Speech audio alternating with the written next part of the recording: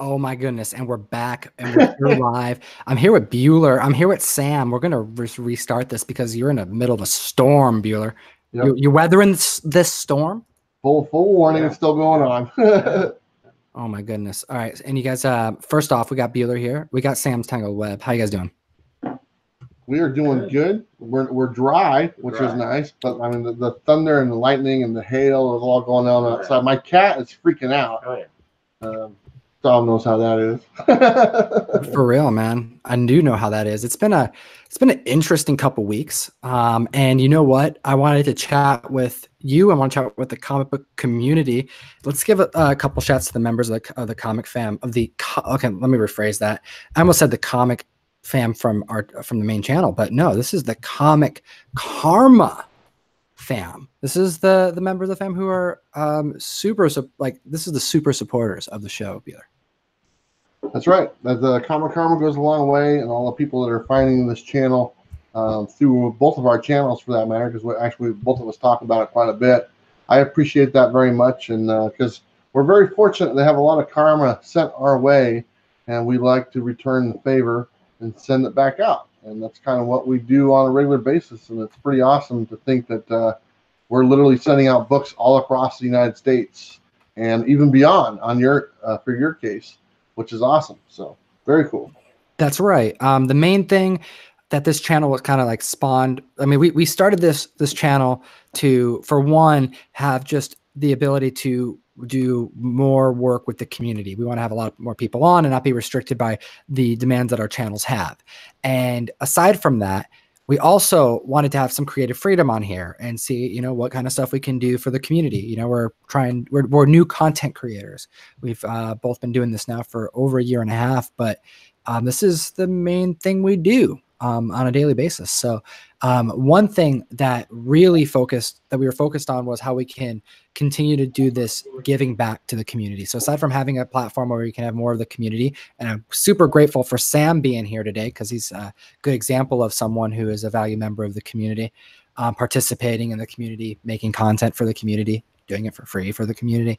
And if I can say community more times, I will. But that's one of the 3 words I have in my my banners of all my channels of Comic Town 101, because it's super important. So Comic Karma itself, us having so many members just being so generous, literally sending things from all over the world to Washington, to the middle of nowhere in Washington, so that we could send it right back out to members of the comic book community all over the world. Yep. It's a privilege. And I'm like, all right, if we're going to do it and we're going to be this like hub for Comic Karma, if the community is going to bestow us with this amazing responsibility, then I'm going to milk it for whatever it's got. I'm going to milk that karma train and send out comic books to this freaking community. We're going to get, and you know what's happening? We're having some of the most amazing examples of generosity I've ever seen in my life.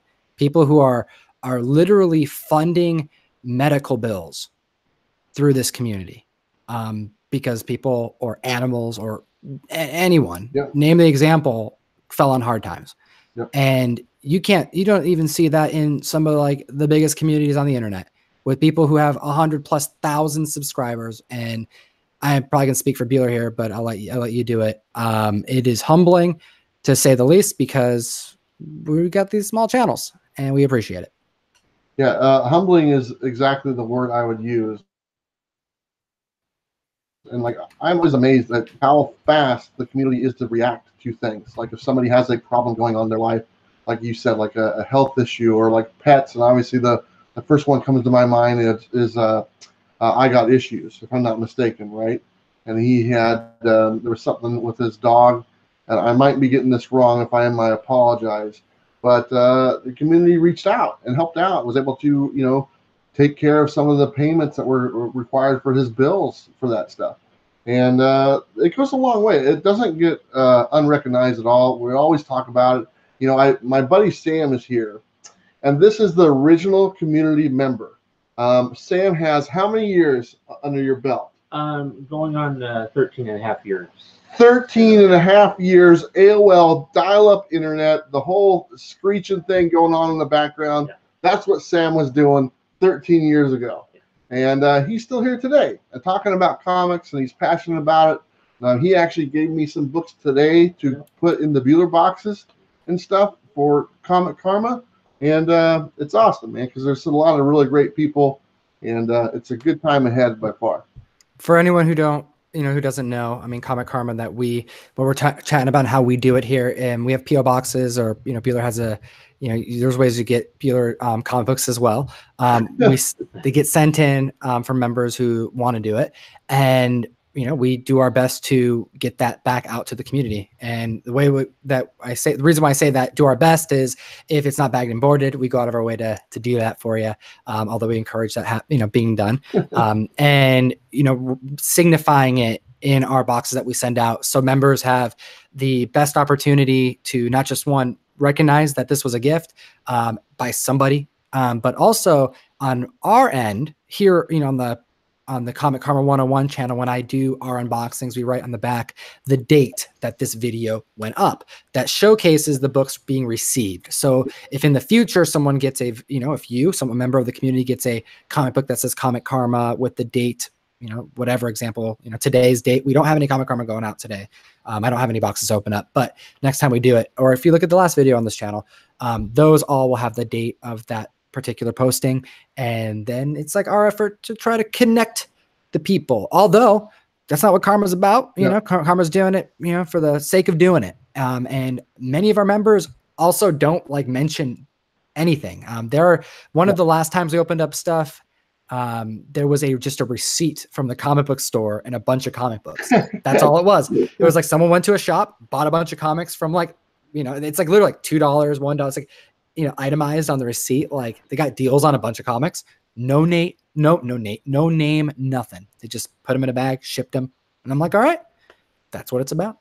I'll tell you a quick story, which is kind of cool. The other night I was in a chat, and there was only a few people in there. There was maybe 5 or 6 people in there. And all the people that were in there, they really didn't know each other, but they were all connected. For one, 2 of the people in the chat had donated books to the Bueller box, and 2 of the other people in the chat have bought those books in the Bueller boxes and had their books. So it's like, hey, Casey, you have this guy's book. And he's like, oh, I do? I go, yeah, and you have mine. So everyone in the chat was connected. They had each other's books without even knowing that they did, which I thought was pretty cool. Because, they see the names on the list, because I put a name on the little slip when I send them out.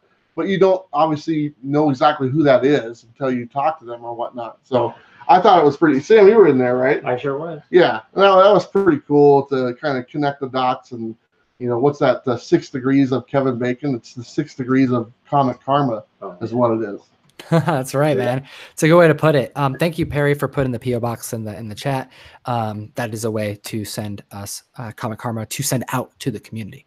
But anyways, I wanted to just mention that it's a good reminder, because it's a new channel and there's a lot of new members. We're growing pretty quickly, and Bueller, you are also growing pretty quickly too. So we send out a lot of comics. I want to make sure everybody knows. Sometimes we still get mentions like, what does the Comic Karma mean on this comic? Yeah. And it's such a cool thing that happened. I want to make sure it's communicated. So absolutely. Anyways, let's get to it. Let's talk. Let's get to it. So we're here to talk about.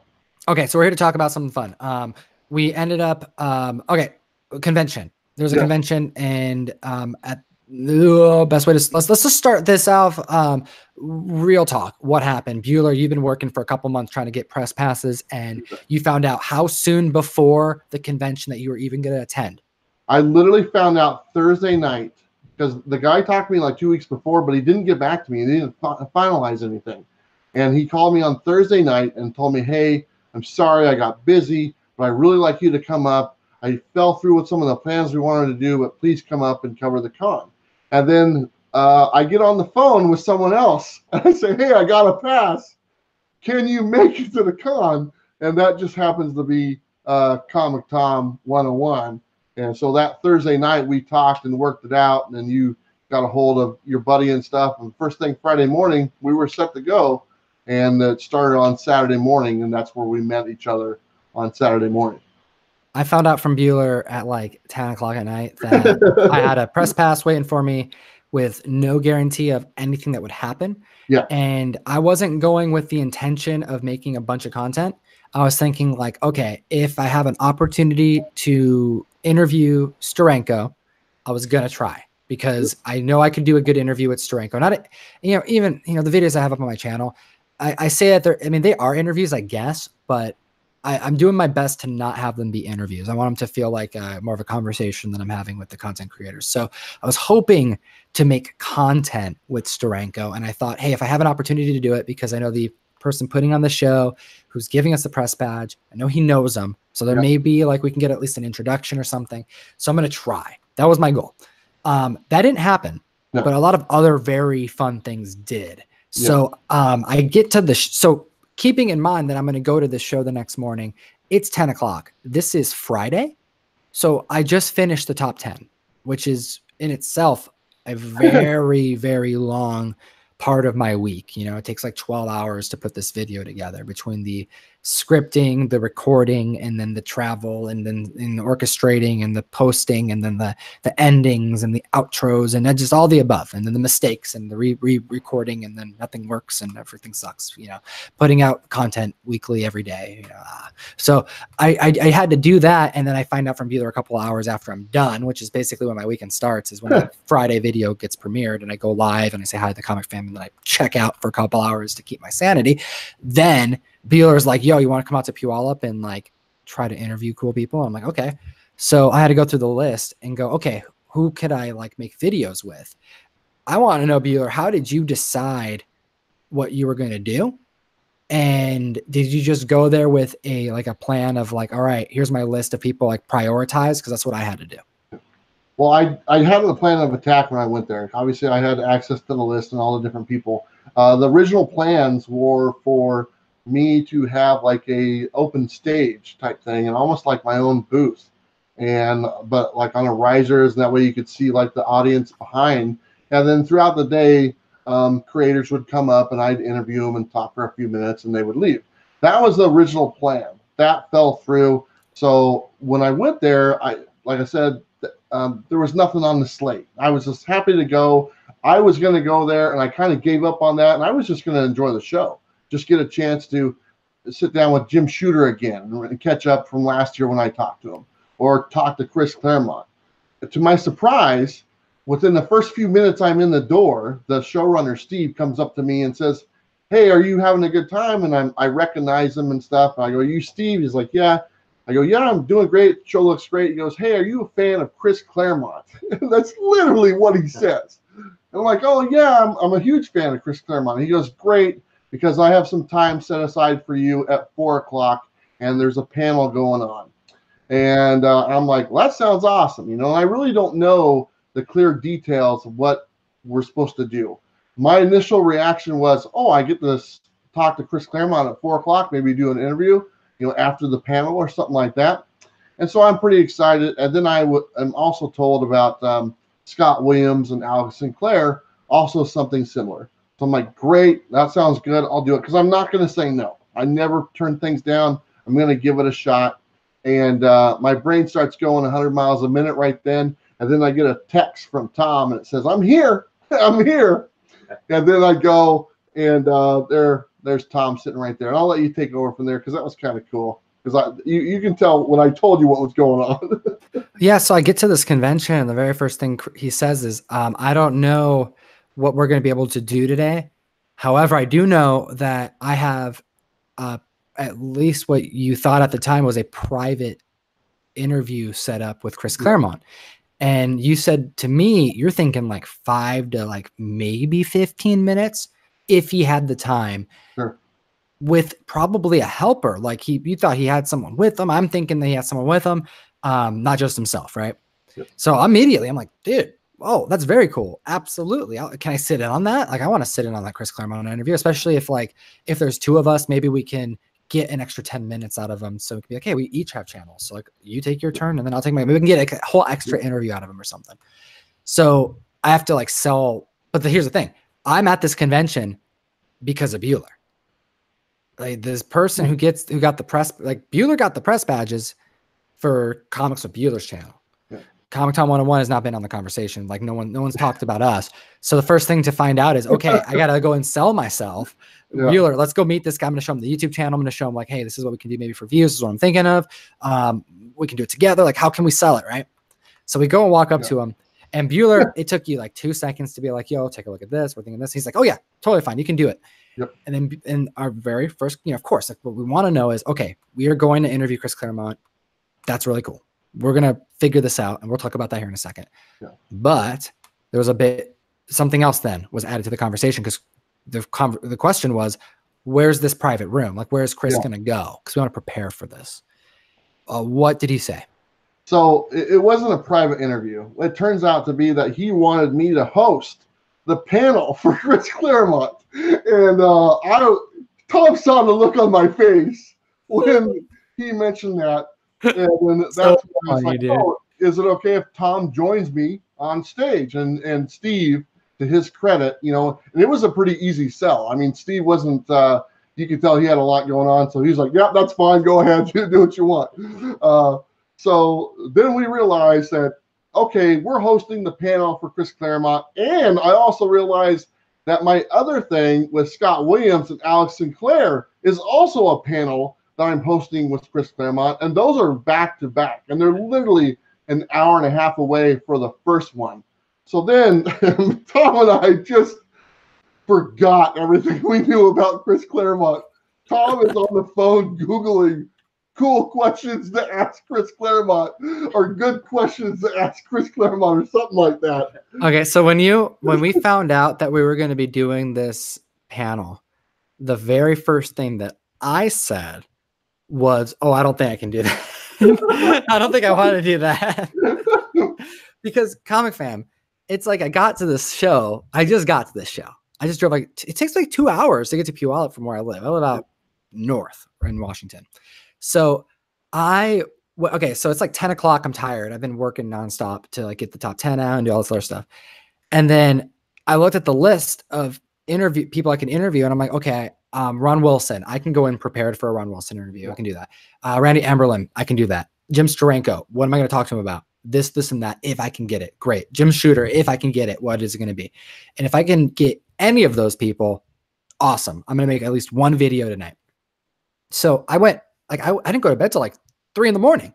I'm researching all of these people and trying to come up with like a really good video idea and how to like actually, make it worth their time. I want to actually get views on these things. And to be fair, like, a lot of these videos that go on the internet, they're just not marketed well. Aside, like, it's not even so much of like who makes the content. Yeah. It's that they're just either not recorded well. The audio, it's Comic Con 101. The audio shit. There's no digital recorder. There's no like effort in the actual production.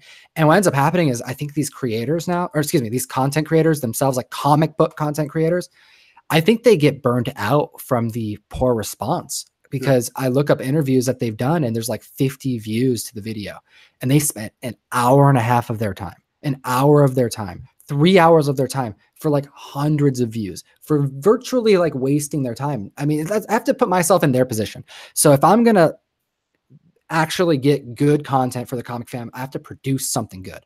And I don't want to just sit there. So I'm going to I probably overworked it. I don't know. But anyways, I went to the show like ready to go. And then Bueller drops that A-bomb on me. You're going to now just go to interview Chris Claremont, which is like, okay, we're going to like, what? Okay. You're going to do it in front of the whole convention. And it's the main thing. It's the main thing, right? Next to the mall rats. Yeah. Mall rats. Go home, right, they had Jay there from Jay and Silent Bob. Mall rats. They had the crew there, and they were supposed to be in the room we were going to go do, and we made them move because I was not about to let this opportunity slip from me. And I had Chris Claremont on the stage, and I pissed a lot of people off. That was awesome. It was. I don't want to tell everybody. Tom was pretty excited about the Chris Claremont. I'm going to get up there with me with Scott Williams or Alex Sinclair. You let me do that one by myself. Oh yeah, that was all you, man. I wasn't about to do that. I mean, I felt like you got that one down. There's two of them, and there's already two people on stage. You know, they were going to talk a lot. So you killed it with that. That's a good interview. So anyways, I wanted to chat about one, you know, that whole process of like, it was a surreal experience for me because we worked for 2 hours by ourselves with phones back and forth creating. Like, is this a good story? What if he says this? What if he says this?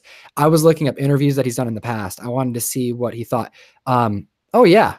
I have all these interviews are going to be on YouTube, especially the ones I already mentioned. Randy Emberlin, that's already on Comic Con 101. Ron Wilson, also on Comic Con 101. Chris Claremont, I just got the final, like the main piece of the main video I was just presented and we were going through. I just shared it with Bueller. We need to go through and edit the videos now. We need to go and make them entertaining for you, you know, and do our best we can to make it really worth Chris Claremont's time. Cause that's our goal when we make content for these content creators. We want them to feel like, hey, we valued their time. They didn't do it for nothing. That way, when they come back, they want to, and they can deliver super entertaining content for the comic book community. Bueller, what was your experience in this? Like, all of a sudden we are going through on our phones and we're trying to figure out like, what are we going to talk to Chris Claremont about? Because we got to shout out a couple members of the comic fam who helped out. Well, I'm sitting there as we're sitting. We're in this room by ourselves. We're in like this hall that they're not using yet. We're in this room. We're just kind of going back and forth on our phones, looking up stuff. We literally forgot like everything that Chris Claremont had done. We're like, did he do that? Did he come up with this creator? Because our minds were wiped. And but we got a bunch of nice questions going. I wasn't panicking, but I was a little worried about the other panel as well, because I know less about them gentlemen than I do Chris Claremont. Chris Claremont, at least I can come up with things to talk to him about, not a problem, maybe on the fly type thing. But the other two guys, that's where I was a little worried about, because I might not have the information I needed. But we were able to come up with some pretty good things, and we kind of workshopped it a little bit and ruled out some of the questions that we thought were pretty good. And the one thing we realized right away, because we kind of snuck in and looked at the Jim Shooter, the other guy, I can't remember his name, but you know, these are creators and they talk a lot. They go for a long time. So, I mean, me and Tom come up with 12 questions. We're not going to get 12 questions in a 1 hour period, because these guys will go for, you know, 15, 20, 25 minutes on one question type thing. And that was definitely the case later on. Dude, he didn't. Okay, so I don't want to talk about too much. This is going to be a little bit of a teaser. I want a teaser, okay? Because I want to cover a couple highlights, because Comic Fam, I can't express to you how surreal this whole thing was. Like, it's not. Here's the thing, Bueller, there's no way to communicate this experience besides us just retelling it like this, because it's one thing to like try to put you in our shoes when we're finding out like, hey, you're going to talk to Chris Claremont on stage in front of 150 people, like, and it's got to be good, and you're going to record it and everyone's going to see it. Aside from that, you can't anticipate what's going to happen. And there were just it's just so many curveballs. Yeah. It was a day filled with curveballs, from us having to earn the content creator's time a little bit more than I expected, to the fact that the first 15 minutes that we don't even have recorded. Yeah. Because we just didn't have it. We were getting set up. The first 15 minutes of this conversation, Chris Claremont didn't show up to. He just didn't show up to his panel. So Bueller and I are on stage bullshitting about comic books to this entire convention. Oh. And they're here. They're not there to see us. No. They're there to see Chris Claremont. Yeah. So we're just going. And I had a hell of a time. It was a great time. I think we did pretty good, Bueller. I thought so too. I mean, I remember we're sitting up there and Claremont's running, like Tom said, about 10 or 15 minutes late. And I look over at Tom and we're just sitting there and the room is filling up. And I go, Tom, we got to do something. And so I literally just flipped the switch to the Bueller mode, jumped up and started, hey, everybody, how's it going? Is everyone having a good time today at the Washington State Summer Con? Tom gets up. Tom goes full Comic Tom 101.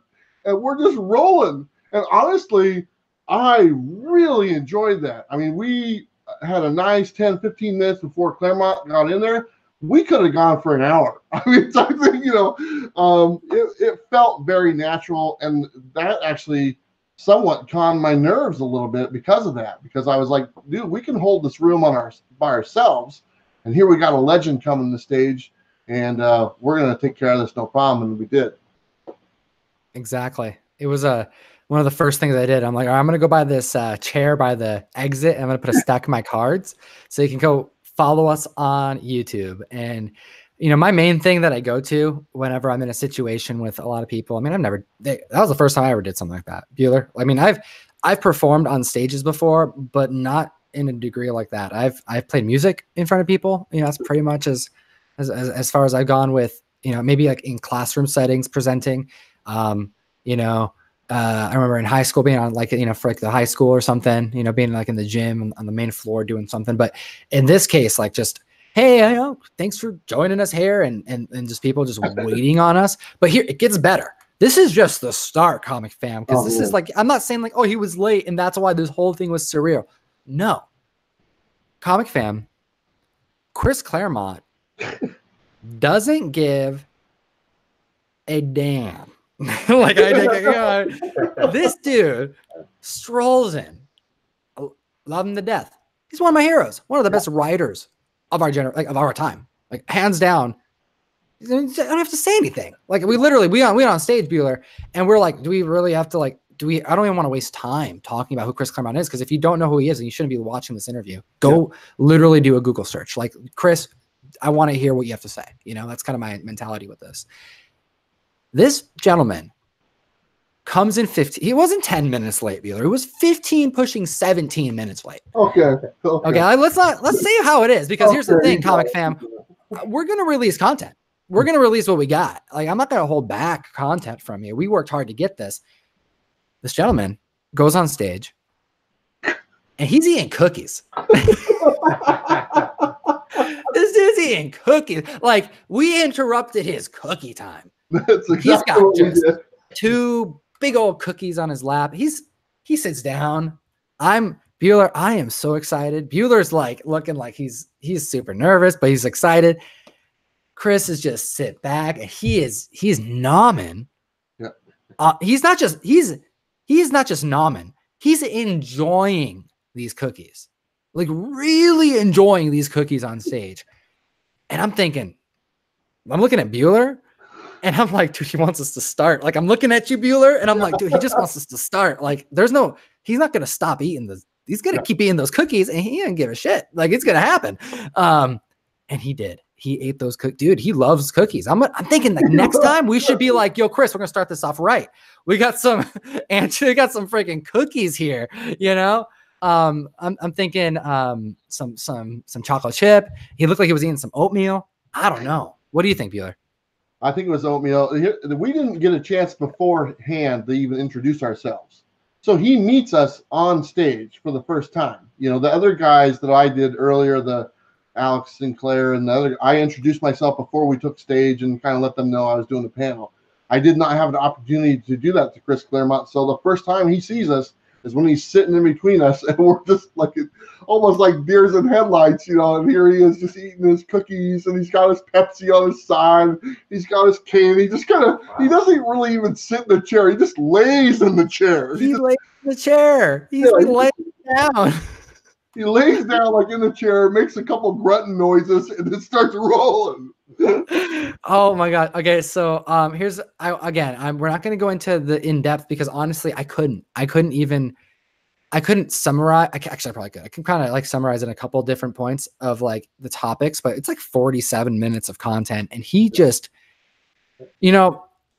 I'm realizing now, Bueller, that if we can come out of a session with the content creator, like a comic book content creator, with one video that we can really like, just one, a 7, 8, a 10, a 15-minute clip. If we can get one clip, it's going to be worth it.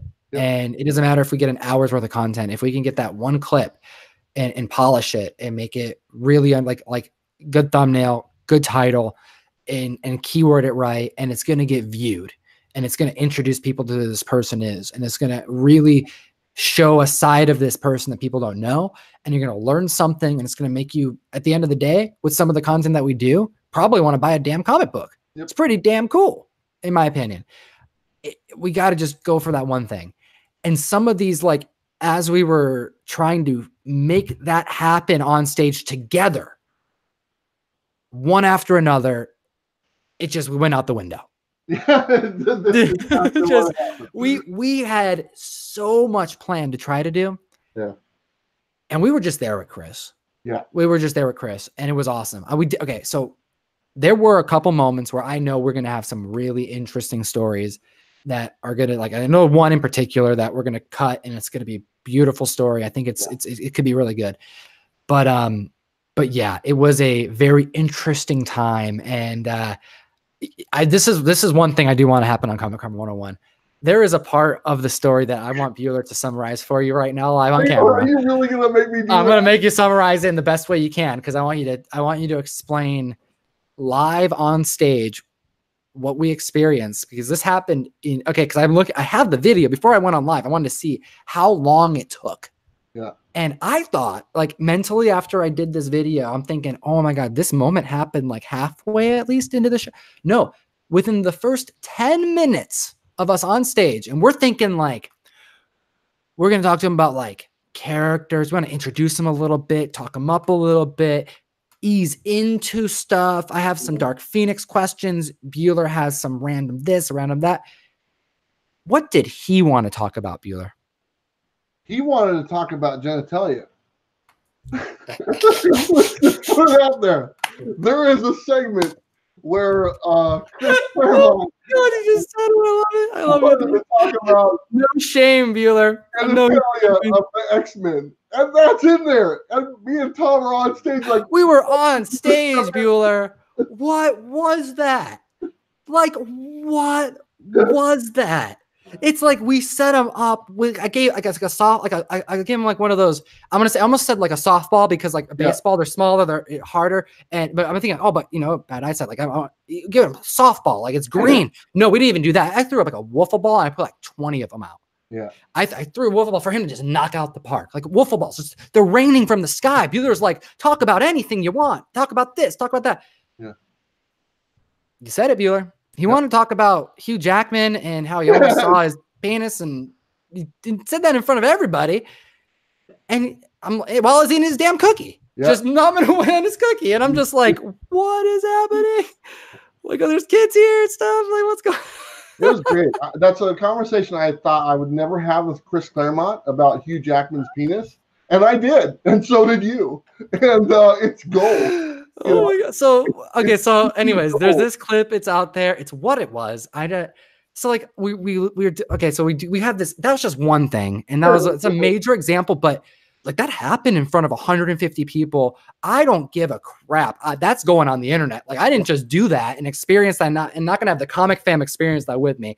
It's going to go online, but it was quick. It was really funny, and it was surreal. But in the moment, I had to just like digest that things were happening. The interview was PG.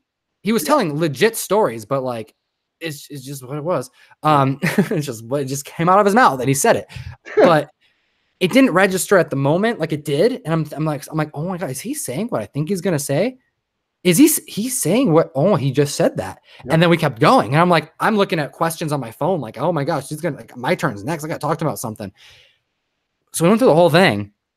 And then afterwards, Bueller and I, like, it was the end of the show. Like we ended the show. They had to move the final panel to a different freaking room because I wasn't about to let Chris Claremont off the stage until I got everything that I could try to get out of him. And I'm like, I have one more chance to get him to talk about something I know he could just like slam out the park, something really cool. And he did. And I'm glad I kept him on stage. And I'm glad Bueller, you know, kept the crowd going and did everything, you know, like we did it together. Yeah. And then we ended the show. We got to leave. You know, I got caught up in a Power Rangers toy deal. You know, I got lost in the hunt, you know, looking for Power Ranger, Mighty Morphin Power Ranger flip heads. And I got them. And then I go home. And then I'm like, oh my gosh, I got to call Bueller. How did that conversation go? Can you remind me? Well, here's the thing. I stayed there. I slept in my van overnight. You were in the car still. You were just, you're like, yo, I'm in the parking lot connected to Wi-Fi working on content because I'm just gonna crash here because I have to be here early tomorrow. Yeah. So you just call and you were like, I don't think you kind of hit you yet what just happened, but it was hitting you at the moment when we were talking on the phone. And you're like freaking out. It's like, dude, we just sat there with Chris Claremont and he came up with the most wild things I've ever heard in my life from a comic book creator. And you know, we back and forth what we wanted to do and everything. And I think we just appreciated what we just did. You know, it's like I told you, it's like, Tom, this is the first thing that you and I have ever done together, you know, not live stream, but actually together. And the first thing we get to do is we host a panel with Chris Claremont. That's pretty damn cool, man. Yeah, it was dope. It was a really fun experience, and it gave me definitely like a bit more courage. Like, you know, I appreciate you for, you know, I almost didn't want to do it. Like there was a solid like 20 minutes where I'm like in my head about it. Like, I don't think I could, you know, I want it to be good, but I also don't want to make a fool out of myself. Trust me, that was in my head as well, Tom, like the whole freaking time. I have to give a big shout out to John over at John's Comics with Kids. John is a value member of this community. A lot of you know exactly who I'm talking about. But he's a huge Chris Claremont fan, and he was one of the first people I thought of. I'm like, oh, I know if there's someone that's going to have a bunch of really just well thought out questions, it would be him. Side note, he's an elementary school teacher. He can probably correct my grammar, you know, if I wrote out some questions and you know, so I don't say them in some weird way. Yeah. Yeah, so he delivered, and unfortunately, a lot of the questions that we tried to ask. And here's what I have to say about it, because like I don't want to get into it, because we're gonna show it to you, and we're gonna make a piece of content, maybe more than one piece, and present it to the community, and try to have people get to know this person a bit more than, you know, the effort that's been made in the past, because I think that's something that Bueller's been doing, that I've started to do, and that we kind of feel almost called to do a bit, because a lot of these content creators, you know, it's like it's the comic book community in general. Like, you don't have your ongoing titles without the people who are going to sell the comic books. You just don't have it. That's the same with these comic book creators. If they want to have any relevance in 2019, they need to be active on social media, or they will be lost in the ether. And you literally see that. And we have content creators that I know have fans that were just born, like literally like little kids that go to sleep in Hulk pajamas right now. And there are people that they would look at as their freaking hero, like Bueller and I do, if there was anything on the internet that was quality to watch, that can introduce you to their content. So I take that with a big responsibility. And I had an opportunity to talk to like one of my favorite inkers who inked one of my favorite ASM runs, and who had so much to do with a really, really cool villain. And, you know, like it was like my second interview I've ever done, you know, and I want to make it good, and I'm excited for what we're going to do. But anyways, shout out to John for helping us out, and we're going to just keep on trucking. We're going to keep trying to do that for the comic fam and for this community, because we want to bring more attention to them and their work.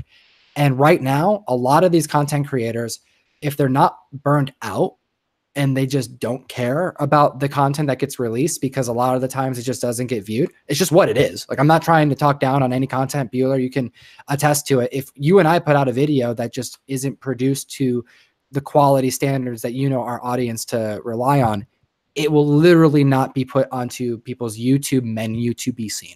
Exactly. You know, I agree, because I mean, I kind of look at you know, like the Jim Shooter interview I did, and one of my very first interviews I did with a creator. And at the time when I put that out there, I only had a couple hundred subscribers on my channel. And luckily, to this date, that video has almost close to 2,000 views type thing. So it found an audience with a very little audience on my end type thing. And for the most part, people really enjoyed that interview. And I like getting that content out to people. I think my Donnie Cates one has a couple thousand interviews, or a couple thousand views. And some of my other ones, there's some, they could use some more. I'll just put it to you that way. I mean, they're good interviews. And having a title and a thumbnail goes a long way. And to highlight these creators, I think me and Tom have a perfect opportunity to do it. For one thing, where we are located, there is a huge amount of creators in our area. You talked about your favorite inker who lives down the street from me. Okay, he's talked about coming on the show. He's a busy guy. He's got a lot of stuff going on. He's got a summer camp coming up, but he's talked about coming on the show. And Randy Emblem, which would be great. I mean, there are so many people in our area. I just found out that Clayton Crane is here in Portland. And right. I think CBSI know. just did an interview with Clayton Crane. I haven't seen it yet, but yeah, he's a cool guy. And I didn't even think he did interviews. Yeah, so that would be kind of cool, you know. So I mean, I think it's something that both you and I can kind of put some attention towards and get those people on the show or make some content with them and really show them in a really good light and kind of introduce them to people that might not be familiar with what they've actually done, but they are familiar with the characters themselves. So if anyone has any questions or, comments or, just anything in general in the chat, this is a good time to throw that out there as we're kind of winding down here. Someone here has a question I really wanted to answer though, and let's hear your first response. And I want to hear Sam as well here. The Oblivion Bar, what is the best advice you can give for a new content creator going into an interview with a writer or artist for the first time? And Sam, if you've never done an interview, just what would you give for any advice for someone who wants to post on YouTube and be part of the comic book community? As far as making videos and posting? Yeah, just in general, just putting yourself out there. Just go on and make a video and just talk about something that you have a passion for. If your hobby is comic books, talk about that.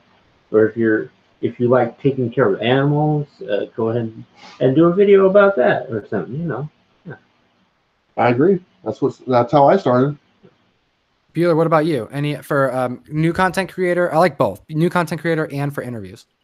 As far as interviews go, I would do this, and I kind of told Tom this: don't assume that your audience knows everything that you know, type thing. Because, like I said, the audience might just be introduced to that content creator, and so kind of get questions that will introduce them, like what their works are, so that way they can put a face to the actual creations that they've done.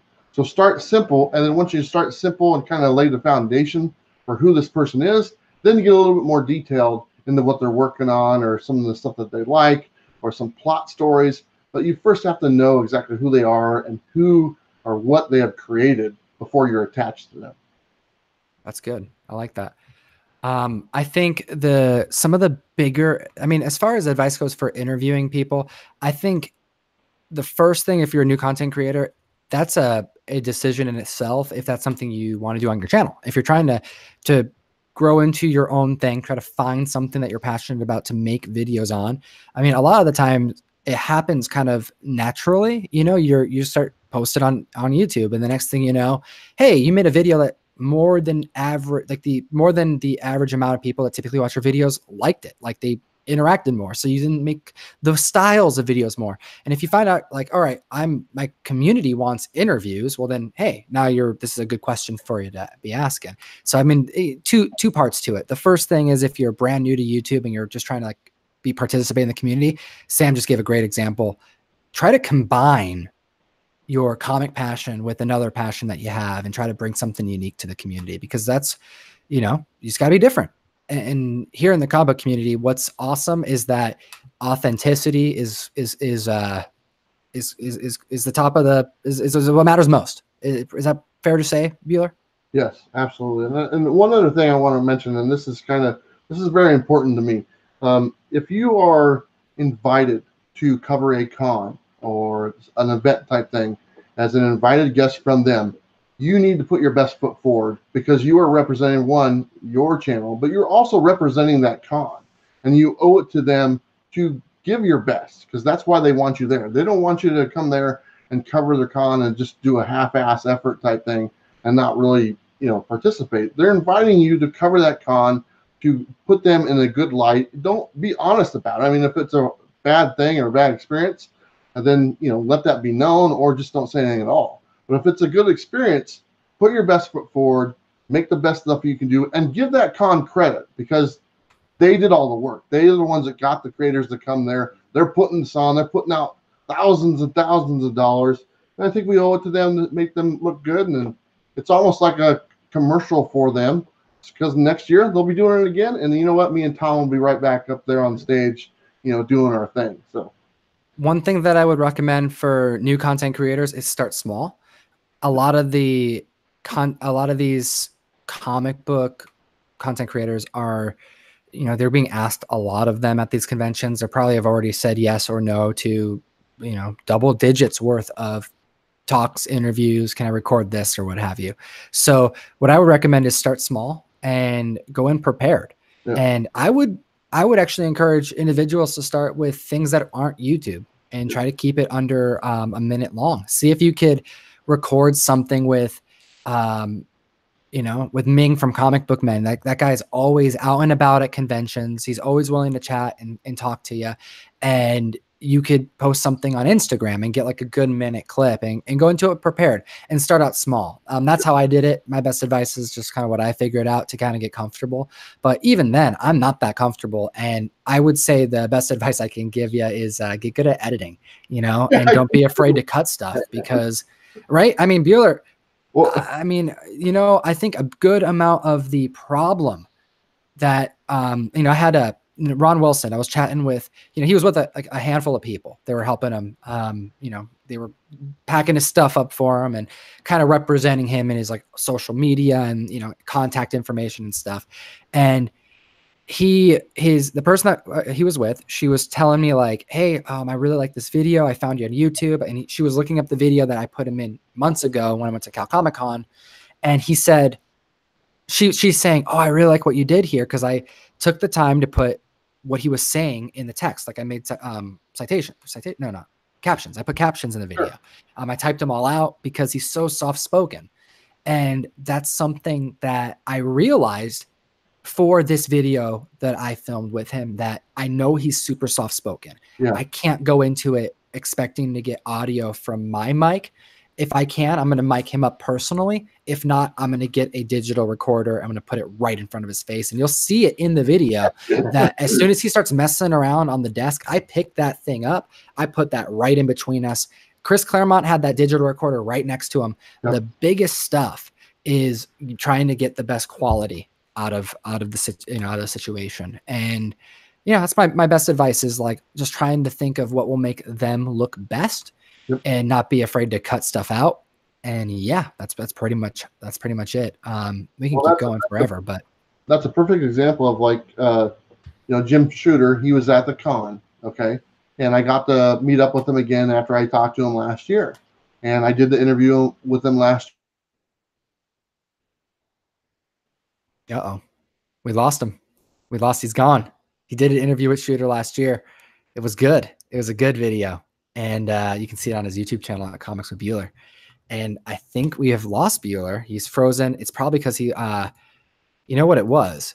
He's in a windstorm right now. He's in Portland and it's like raining. It's lightning. We lost him the first time. And I'm like, you know what? I want to get this little conversation done about us experiencing some interesting stuff at a convention, and we got it out. We did it. So I appreciate every single person here for joining us. We're going to continue these conversations going forward.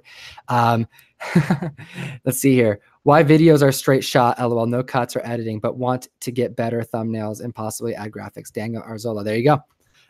That's what it's about. Like Valiant, suddenly gone. Comic Book 62. It's happened. You know, it happens. Weather's crazy in Portland right now. I appreciate him joining me. You know, it's late. It's like 9 o'clock. I have some videos to prep for the Comic Fam. I probably should be working on this Chris Claremont interview that I'm telling you about, but it's all good. You know, I wanted to jump on with the mic with my homie Bueller. And Sam, thank you so much for joining me today. Comic Fam, thank you for joining me. There's some fun stuff planned out. There's some like this last couple of weeks, there's a surprising amount of like new stuff on the horizon, you know, content that's going to be made. And I'm excited to chat with you guys about it. And I'm excited to make a lot of content for you. It's June 26th. This year has gone by so quick. We have grown so much, and I'm so stoked about it. So I will see you, Comic Fam, soon. Geek responsibly. Good times. Do us a favor. Hit the like button if you want. Don't if you don't. It's Comic Karma 101. I You know, this channel is for us to come on the mic, to chill with you, and just to have a good night, you know? Oh, and I love in all of the tips here. Look at this. Rob Worth says, get Photoshop. That's awesome. That's a great example. Something that I do. This is, you know, for real. I think about the stuff that in the last year and a half that I had to learn.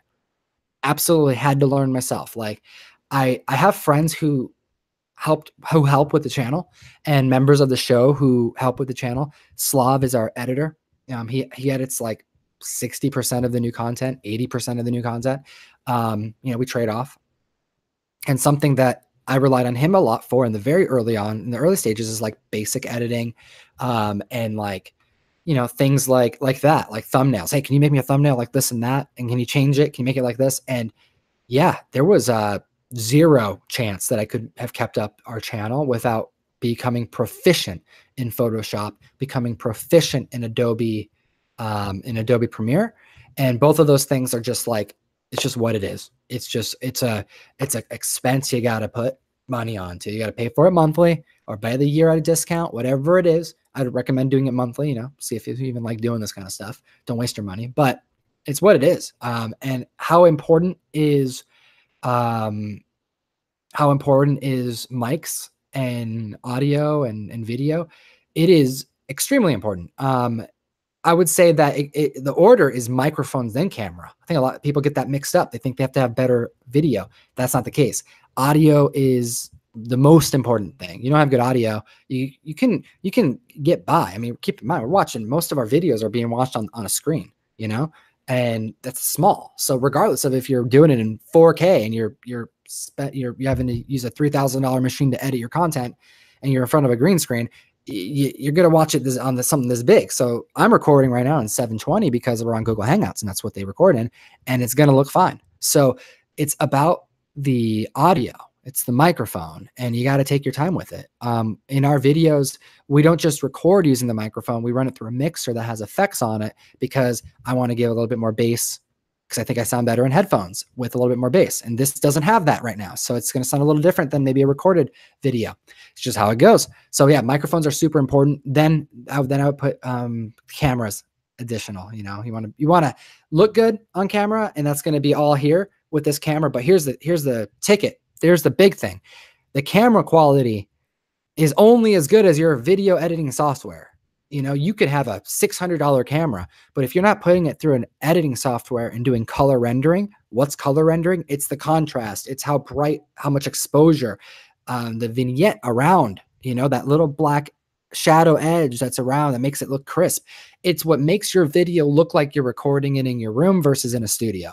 And you only get that with just good recording software, or no, editing software, excuse me. So yeah, I can't stress enough how important Adobe is, as well as, you know, a good microphone and camera setup.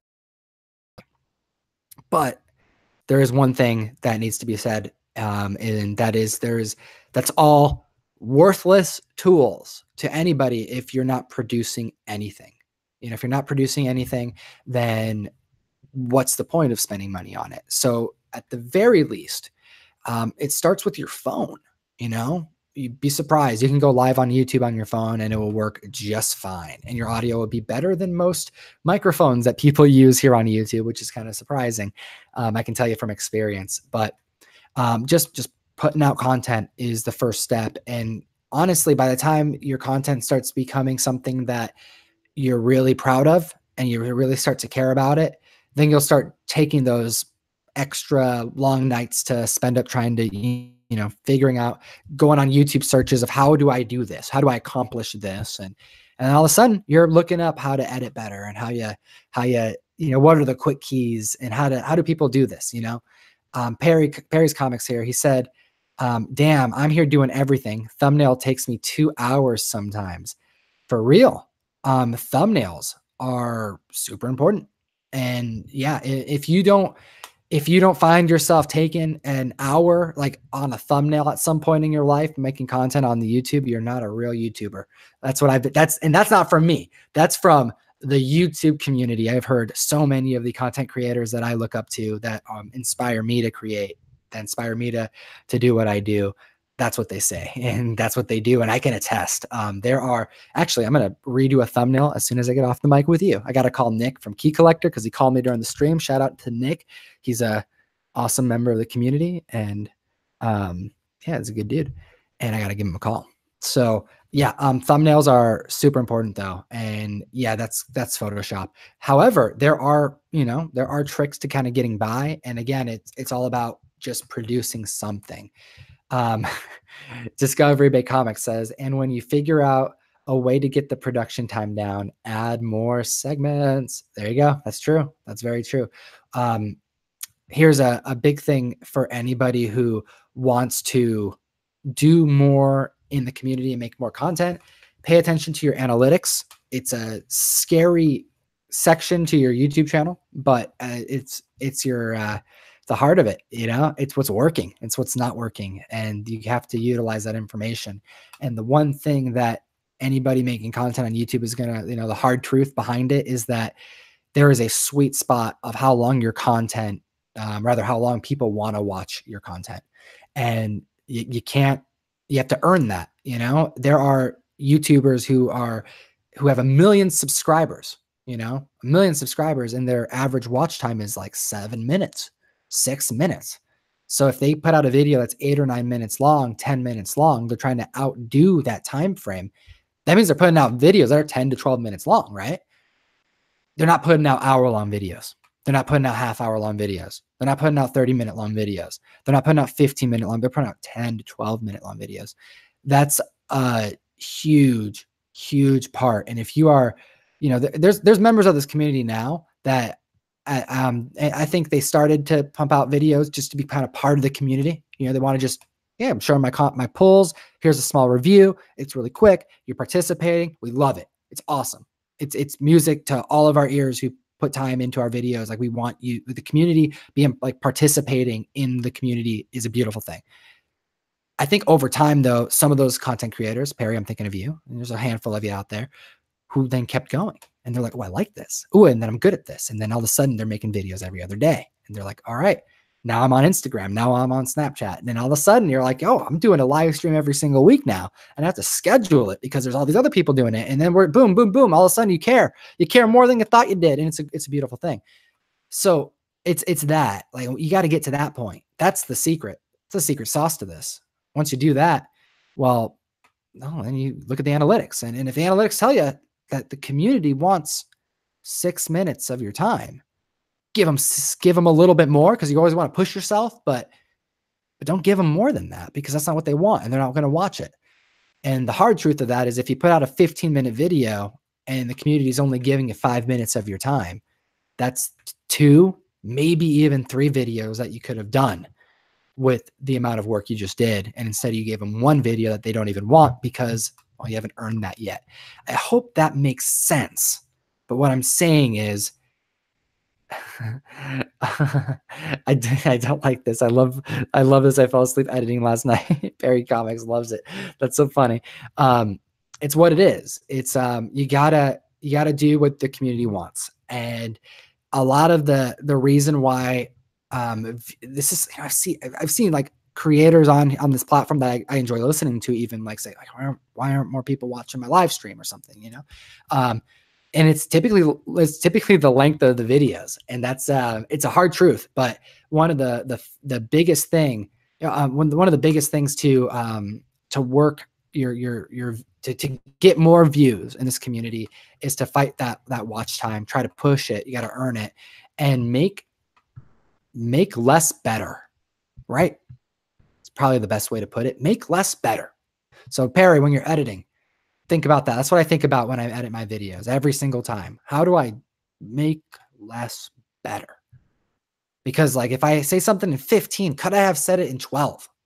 Is there stuff in there that I don't need? Am I wasting people's time? I get paranoid about that. I get paranoid about wasting people's time, because it's the most valuable commodity. Like, money's whatever, comics are whatever. Like, time, like, people come in and out of comic book collecting. They sell their collection gets freaking stolen, and they're like, I'm never going to do it again. They find themselves coming back in, or you some people get a lot of money and then they lose the money and then they get it again and they earn it back. You know, you can always get more. You can always work, you know, right? Not always, but you know what I'm saying? Well, then you got the time, you don't get that back. You know, I think of like Gary V. Shout out to, you know, I saw Perry posting that in here, something about the Gary V, probably the work ethic that Gary V has. But that's something that he regularly says to the younger audience that he has, that has the hustle, rather the motivation, but they don't actually have the hustle yet. But they taste it and they want to have the hustle. They want to have that bug of just like putting hard work in and not thinking about the 40 hours.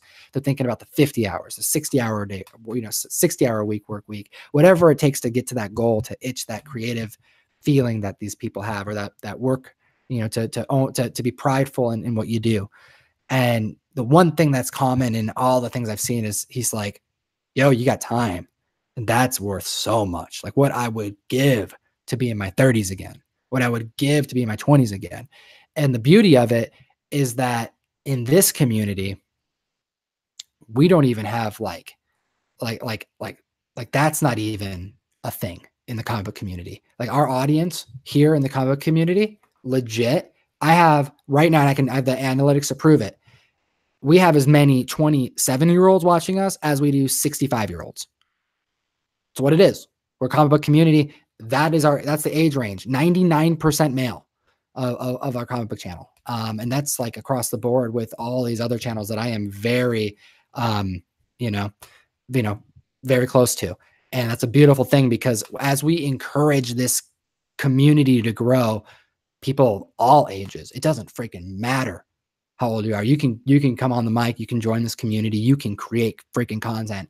And that's something that is so dope. That is so dope. And we're seeing it. We're seeing peeps who like legit are joining Instagram and they don't even like have apps on their phone. That's happening right now. And they're like, hell yeah, I can talk comic books on the internet. And we're like, yep. And we have these major publishers going, how do we sell comic books? Well, you gotta grow the community. That's how you sell comic books. It's like, story's great, you know, art's great. You know, we can get caught up in semantics of what moves comics, what actually creates more comics. But at the end of the day, it's like, this is the community that's buying them, and you got to grow it. So it's a really cool thing that's happening, and I'm lucky to be part of it. I am Jason. It's basically your fault that I'm even on Instagram. It's awesome, man. It's a compliment. I appreciate that, man. Oh man, it's good stuff. I appreciate every one of you. You guys are all homies here. Thanks for being here and joining me on this. Geez, what's today? It's Wednesday. It's Tuesday. It's Wednesday. Oh my gosh, it's already tomorrow is Thursday. I'm already doing the top 10 again. I'm already going to be back on the mic tomorrow night, editing for like 12 hours. Oh my goodness. I've done so many of these dang videos. They take so much time, and it's so much work, and I love it. I freaking love it. But it's like, it's already been 6 days. Oh my gosh, where's time going? But you know what? I can't complain. One of the things that frustrates me the most is people who say that they don't have time. So I feel like a hypocrite when I'm complaining about it, because there's no such thing. Like never say that. There's no such thing as not having enough time. Have better time management, Tom. Just manage your time better. That's what I always have to do, to like tell myself that, because otherwise I'm being a hypocrite, because it frustrates me when people say that to me. So let's see here. If it means something to you, others know it, feel it, and see it. You are the real deal. That's why it works. Hey, yo, Comic Book 62. I appreciate you. Thanks so much, my man. Let's see here. He'll be responsible for me joining Insta and doing videos starting in July. Rob Worst. Awesome, man. I appreciate you. Tag me, Comic Con 101. Tag me when you start your account. Tag me in photos that you post. I want to see your collection on Insta. You know, we can connect there. Boom. Oh, look at this. Already people doing it. All people are already like, hey, we'll swap publish. Look at that. Boom. I love it. I love it. Everyone mingle in the chat. It's awesome. All right. All work, no play will never make Tom a dull boy. Brett Heisart. So true, my man. So true. Always stay true to your heart. Don't play to the audience. Very true. Yeah. Don't play to the audience to a degree, though. To a degree. I mean, the way I look at it is, again, it's that value statement. So if people are going to give you their time, if you're trying to get their time, if you don't care, you're putting stuff out there because you know what? You're going to go on the mic for 3 hours and you're just, people are coming in, you're just having fun. Doesn't matter. Really doesn't matter. If you're trying to grow a community though, and you're going to put effort into your edits, you're going to put effort into your work. When I say when you say play to your audience, I don't mean don't be authentic, be authentic, but there is stuff that your audience probably would love to see from you. And if you give them that, you're going to have growth. That's what that means. And maybe you can reach more people. But yeah, always stay true to yourself, because, you know, making content, you know, here's another good tip. If you don't watch your content, like if you don't rewatch your content because you don't enjoy it, like if you don't find yourself rewatching your stuff because you're just like, that's kind of boring, it's probably because it's kind of boring. Like it's kind of a bummer, but this is what it is. If you don't feel like you're entertaining yourself, how can you expect to entertain someone else? And I don't mean that in like it's some type of in vain or in a prideful way. I mean like legitimately, if you watch yourself say a joke on the camera and you're like, oh God, why did I even say that? It's probably why you didn't say that. It's probably not helping you, you know, and I'm saying this because there are members of this community now who are putting effort. It's awesome. Like they're putting effort, and I'm just telling you what I'm learning. And who am I? I don't know anything, you know. Who am I really know? What do I even know? All right. So Discovery Base says, if anyone has anything they wanted listed on tomorrow's show, hit him up on IG. That's right. Everyone should be following Discovery Bay. He's a value member of the community. Yo, we want more Fire Guy Ryan. He's the comic community sweetheart, the Oblivion Bar. You're telling me, man. You're telling me. There's a new video that I put out yesterday with him. What'd you think about that? We had some fun stuff. Rob Worst, Tom, how about profanity in videos? In terms of viewership, should we censor ourselves voluntarily? Rob Worst, I do. I officially do that. I wasn't sure. I swear, you know, in my daily life, just like most people do, rather, you know, curse or whatever, but, you know, expression, right? Freedom of speech. And here on, you know, on Comic Karma 101, I think I said shit a couple times, and, you know, I don't go hard at all, but ideally, you know, I am on Comic Karma 101 is going to be more of the free form, you know, us being able to have more conversations without the restrictions of the show. But what I can say is that there are a lot of fathers who watch our show, and members of the community who like putting us up in comic book stores, and they'll throw up, you know, I've seen, like, right, for example, you know, Reggie, he'll post something, and I've been, you know, I have like a separate browser, and I'll go, oh, Reggie posted something, and then in the comments, I'll see a Bueller video, or like in the suggested videos, or I'll see one of my videos in the suggested videos. And I think about that a lot, because what happens when someone watches a video that is family friendly, and then you get suggested, and then you're not family friendly? You're probably not going to be the right fit for that person. And that's all about being seen on YouTube. Like, if you want to be seen on YouTube, well, YouTube's going to put you in front of people. So what I would say is, as far as profanity goes, it's up to you and your audience that you're trying to develop. What I can say is, in this comic book community, I've already kind of shared some of my analytics. I don't have a huge channel, you know, like 15,000 people, I think we just hit. And then I also have Instagram and, you know, different platforms that we also produce there. But I would assume the analytics are pretty much the same across the board. There's a lot of, I mean, it's 99% male, 25 to 65 years old. Just as many 65 as there are 25-year-olds watching us. A lot of fathers, a lot of parents, a lot of kids. And you know what? What happened is I chatted with the Golden Age Guru at a show, because I had like a little kid say hi. Like I had like someone who was like, hey, Comic Tom, and he had me like sign his freaking mail call box, and it was a thing. And I'm like, okay. The next time I was on the show, and I legit was like, I don't feel comfortable swearing. Like, this kid's probably listening, and it's just what it is. It's just not. It just it felt like I was being a little lazy. Whoa. And I did not like that. I felt like, oh, is there a better word I can use? So in my particular case, I made that decision. Doesn't mean that it's the same decision for you. But in this community, I feel like there are a lot of people that we have the opportunity to connect with, and it doesn't help. If it doesn't help, then I'm not going to do it. So that's me. But, you you know, I'm all about freedom of speech and, you know, saying what you want. And we have members of the community who definitely swear, and they have an awesome following. And because again, there's a huge community here. To each their own. I hope that answers your question. Before you became a YouTuber, were you ever in a speech or a debate? Yeah, Brendan Keefe. I definitely have been in like taking debate classes. I think I took a couple to get my associate's degree or whatever, but mostly music, playing in bands, playing in front of people, singing, kind of like doing that kind of stuff. Talent show stuff that gave me most of my experience in front of peeps. How did you cope with and adjust to hearing yourself? Comic Man Andy. Like I listened to my old vid and I feel like I sound terrible. Comic Man Andy. Do you use headphones? Curious. I feel like using headphones in my videos have given me more of a voice. It's definitely a little bit more, I don't know. It feels more cozy to talk on the mic. Maybe that'll help you there. Whether you, I mean, you just got to do it, man. I mean, over time, you won't worry about your voice as much. It's more about sounding clear.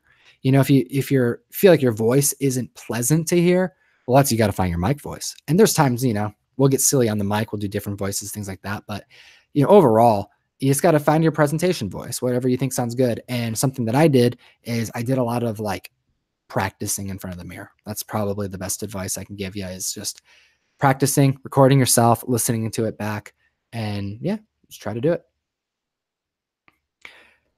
Rob Worth says, I'd say so unless you're going for a total shock.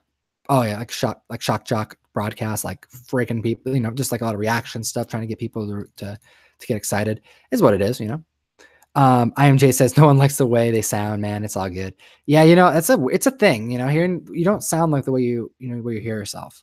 But let's see here. We censor our stuff, but we try to make it entertaining. So we bleep our words with sounds and onomatopoeia. Yeah, the Oblivion bar. That's good. That's actually something I've done as well. Sometimes I think I did it once recently, talking about Stan Lee and Kia Morgan getting arrested. Ryan calls him a son of a bitch in the very beginning of the video, and I put a fart sound over it because I thought it was fun. And that's also a good point. I like that. I think that's a very good a good comment to make here, is that you can get creative. You know, sometimes if you feel like, oh, this may not be good, it doesn't mean that you can't use it. It means that maybe you just haven't thought about a creative way to use it. Maybe adding a sound effect, maybe doing B-roll, putting an image up, who knows, doing a zoom, getting fun with it. Rob Worst, live broadcasts, it's okay, but not on edited videos. Okay, so Rob Worst, as far as in this example, Comic Karma, this is a separate YouTube channel. So stuff that I put up on here, this is fine. As far as me, yeah, it says here, Comic Tom Unplugged, G-Man's Collectibles. Yeah, so like here, I'll be, you know, I'm not minding as much, because, you know, it's, if someone's really interested in following us on Comic Karma 101, I feel like you want to get to know us on a more personal level than the content we make. So here I feel like, you know what, full authenticity. If someone swears, someone's going to swear. I'm not going to get, you know, go out of my way. And same for myself too. If I have the need to or want to, and it comes out, you're here, you know, that's how it goes. But as far as on Comic Tom 101, not so much. No, I've all but I think at this point, every member of the show knows that I will probably cut it out in some capacity, so it's not really worth it. And except I'm not going to cut it if it's a content creator. If Donnie Cates drops 5, 10, 20 F-bombs, he's going to drop 5, 10, 20 F-bombs, and I'm not going to cut it. That would almost be an insult to the time he gives. And honestly, if you're watching a Donnie Cates interview, it's probably because you're into his comics. And if you're into Donnie Cates comics, if your kid's into Donnie Cates comics, you're already letting him read Donnie Cates comics. You see what I'm saying? So it's like, you know, don't watch the video with Donnie Cates swearing if you don't want your kids to see it. That's kind of how I feel about that. But otherwise, we're going to do, you know, we're going to go out of our way on our main show because we're just chatting about comics and we don't have to. And like I said, the main thing is that I struggle with, do I need to? You know what I mean? Yo, let's see here. Comic Book 62. What do you think about covering original art? It's a wasteland of content. What do you mean covering original art? Like just showcasing people's stuff online? Maybe, I don't know. Could be cool. Stuff that people aren't really covering.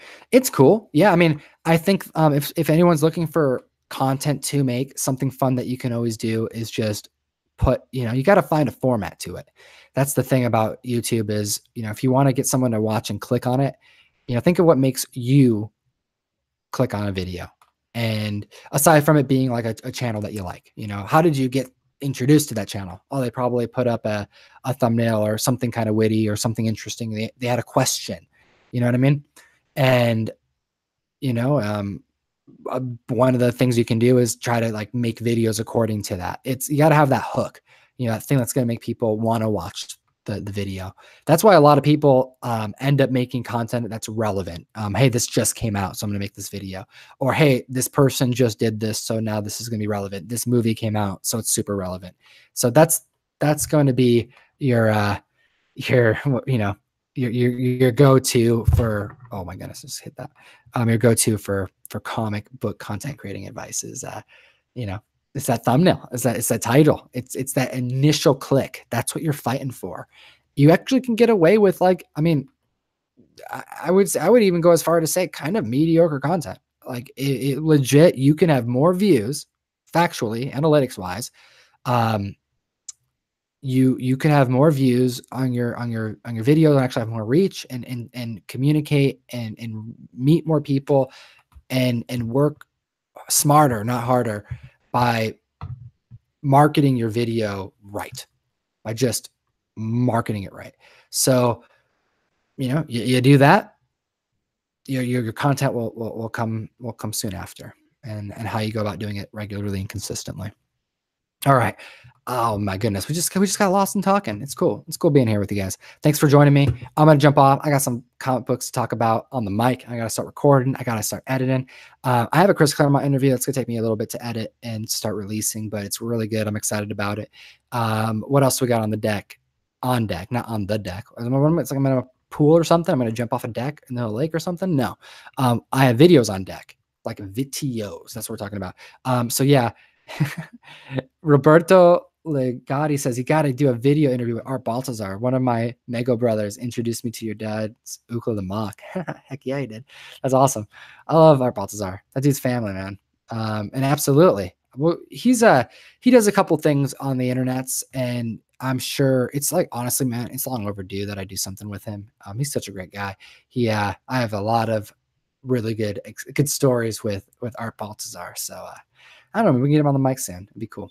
All right, Comic Fam. I'll talk to you soon. Thanks for being here. Thanks for listening to us chat, and I will see you soon.